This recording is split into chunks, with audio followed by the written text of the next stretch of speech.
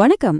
இன்னைக்கு நாம எல்லார் வாழ்க்கையிலயும் ரொம்பவே ஒன்றிப் போன, ஆனா நாம பெருசா கவனிக்க தவறின ஒரு விஷயத்த பத்தி தான் அலசப் போறோம். அது என்னன்னா, நம்ம சுத்தி இருக்கிற சூழலும் மனிதர்களும் நம்மள எப்படி உருவாக்குறாங்க அல்லது எப்படி சிதைக்கிறாங்க அப்படிங்கறது தான். இத பத்தின ஒரு தெளிவான பார்வை நம்ம ஒவ்வொருத்தருக்கும் கண்டிப்பா தேவை. வாங்க உள்ள போலாம். சரி, இப்போ நாம நேர விஷயத்துக்கு வருவோம். இந்த ஒரு கேள்விய கொஞ்சம் ஆழமா யோசிச்சு பாருங்க. ஒரே ஒரு மோசமான விஷயம் தன்னை சுத்தி இருக்கிற எல்லாத்தையுமே அழிச்சிட முடியுமா? என்ன, ஒரு சின்ன கெட்ட விஷயம் ஒட்டுமொத்த நல்லதையும் கெடுத்துடுமான்னு நீங்க ஆச்சரியப்படலாம். இதுக்கான பதில நம்ம கண் முன்னாடியே நடக்கிற ஒரு சின்ன சான்றோட இன்னைக்கு நம்ம பார்க்க போறோம். பகுதி 1, எலுமிச்சை பரிசோதனை, அதாவது ஒரு நேரடி உருவகம். இப்போ நம்ம பார்க்க போறது ஏதோ பெரிய லேப்ல நடக்கிற சயின்ஸ் எக்ஸ்பெரிமெண்ட் கிடையாதுங்க. ரொம்ப ரொம்ப சிம்பிளான ஒண்ணு. ரொம்ப பழுதான அழுகி போன ஒரு எலுமிச்சை பழத்தை எடுத்து புத்தம் புதுசா கொஞ்சம் கூட கெட்டு போகாத 2 நல்ல எலுமிச்சம் பழங்களுக்கு பக்கத்துல வைக்கிறாங்க. இதுதான் நம்ம ஆரம்ப புள்ளி.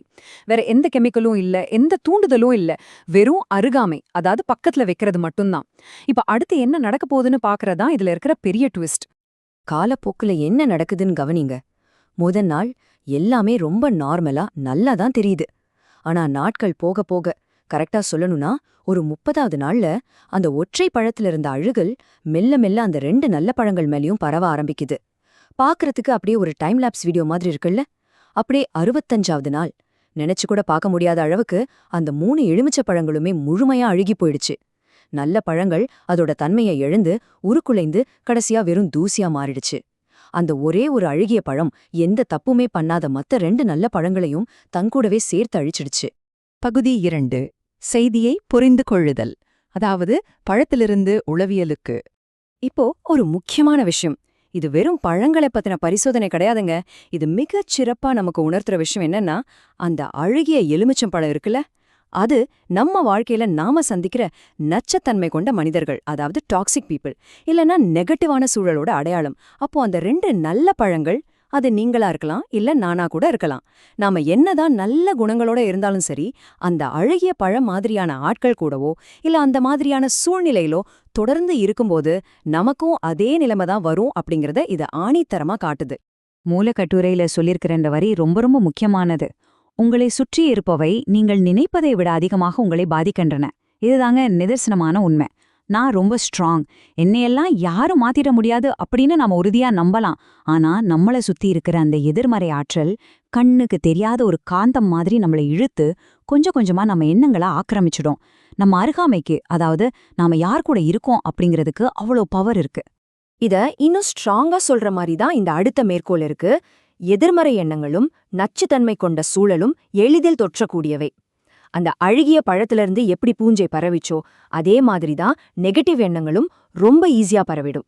எதற்கெடுத்தாலும் குறை சொல்றது, எதுவுமே உருப்படாதுன்னு நினைக்கிறது, இந்த மாதிரி ஆட்கள் கூட இருக்கும்போது அந்த தொற்று கிருமி நம்ம மனசுலயும் ரொம்ப சுலபமா பரவி நம்மளோட பாசிட்டிவான எண்ணங்களையும் காலி பண்ணிடும்.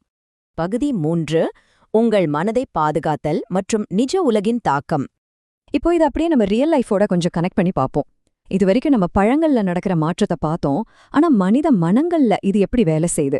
நச்சுத்தன்மை கொண்ட மனிதர்களோட இருக்கும்போது இன்னைக்கு நைட்டே அது நம்மள மாத்திடாது. ஆனா காலப்போக்குல அது உங்களோட நல்ல குணங்களை மெல்ல மெல்ல அரிச்சிடும்.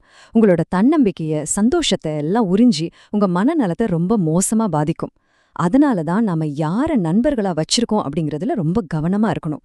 நம்மள சுத்தி என்ன நடக்குது, நாம எந்த மாதிரியான சூழல்ல நேரத்தை செலவிடுறோம் அப்படிங்கறத நாமளே அடிக்கடி செக் பண்ணிக்கிட்டே இருக்கணும். சோ இதுல இருந்து நம்ம புரிஞ்சுக்க வேண்டிய முக்கியமான பாடம் என்னன்னா, உங்களோட நட்பு வட்டத்தையும் உங்களை சுத்தி இருக்கிற மனிதர்களையும் ரொம்ப ரொம்ப கவனமா தேர்ந்தெடுங்க.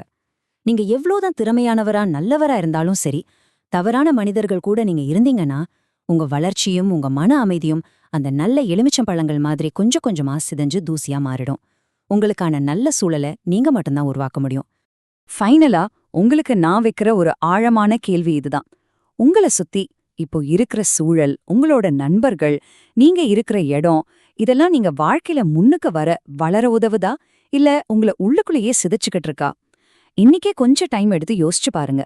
உங்களை சுத்தி இருக்கிற அந்த அழுகிய எலுமிச்சைகள் யார் அப்படிங்கறத கண்டுபிடிச்சு உங்களோட நல்ல குணங்களையும் உங்க மனநலத்தையும் பத்திரமா பாதுகாத்துக்கோங்க. சரியான சூழலை உருவாக்கும், வாழ்க்கையில ஜெயிப்போம்.